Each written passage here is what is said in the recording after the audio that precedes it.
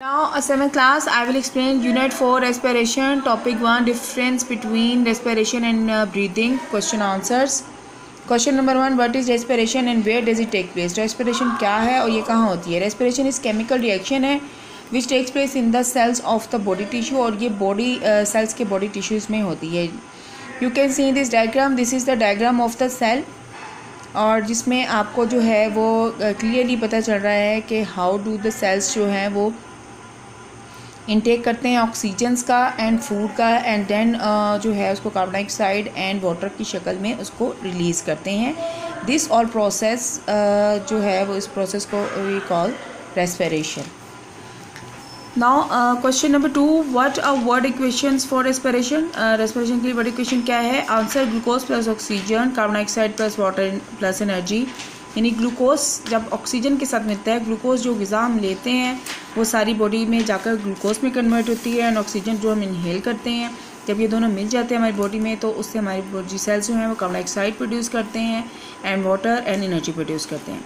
What are mitochondrias. Mitochondrias क्या है? Mitochondrias tiny rod shape structures हैं, a part of the cells होते हैं वे रेस्पिरेशन टेक्स प्लेस, जहाँ पर के रेस्पिरेशन का अमल होता है. Now question number 4, explain the difference between the breathing and respiration. Breathing and respiration में difference क्या है? तो answer respiration is process by which the energy is released during the chemical breakdown of glucose.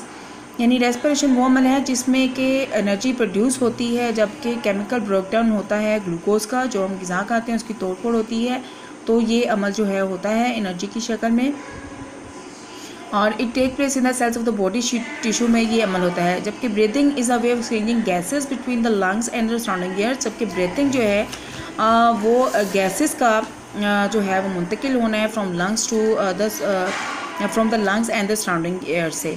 Respiration of confuse with breathing but they are completely different process. ये दोनों एक दूसरे में confusing होती हैं इनके दोनों के मीनिंग की, हालांकि ये दोनों जो प्रोसेस हैं एक दूसरे से मुकम्मल तौर पर डिफरेंट हैं.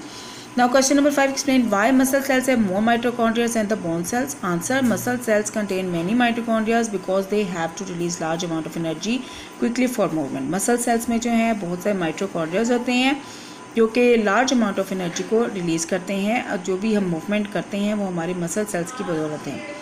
So that's why the muscle cells have more mitochondria than the bone cells.